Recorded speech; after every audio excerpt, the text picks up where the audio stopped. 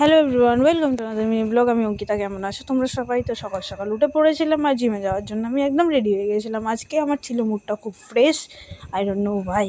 কিন্তু সবথেকে অবাক করার বিষয়, আজকে আমি 5টার সময় ঘুম থেকে উঠেছি, যেটা জীবনে উঠি না, আর 6:30টার মধ্যে আমি জিমে গেছি।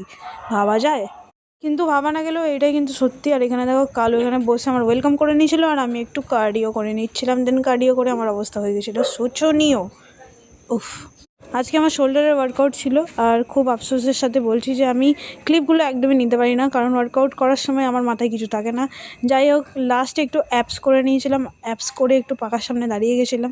দেন আজকে কিন্তু অনেকক্ষণ ওয়ার্কআউট হয়ে গেছিলো। 8:30টার সময় আমি চলে গেছিলাম বাড়ি, আর বাড়িতে এসে দেখি এদের তো আলাদাই পার্টি শার্টি চলছে, আমাদের বাড়ির বাচ্চাগুলো।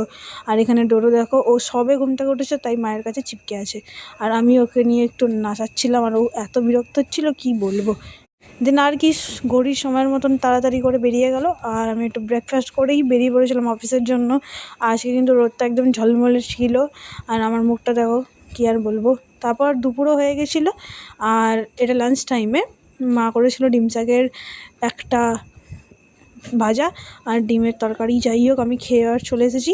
আর দেখো, বিকেল হয়ে গেছিলো। আগেও বলছি, আমার ব্লগে কখন দিন থেকে রাত হয়ে যায় কেউ বুঝতেই পারবে না। দেন হয়ে গেছিলো রাত্রি 9:30। দেন আমি এখন যাচ্ছি বাড়িতে যাওয়ার আগে রাস্তায় দেখা হয়েছিল কাকার সাথে। কাকা এখানে চিপস আর কোল্ড ড্রিঙ্কস কিনে দিচ্ছিলো, আর দিদিকে দেখো মজা পেয়েছে। তারপর আর কি, আমি তো এগুলো খাই না, অল্প অল্প খেয়েছিলাম।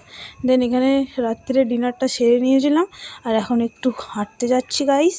দেখা হচ্ছে তোমাদের সাথে নেক্সট ভিডিওতে। টাটা।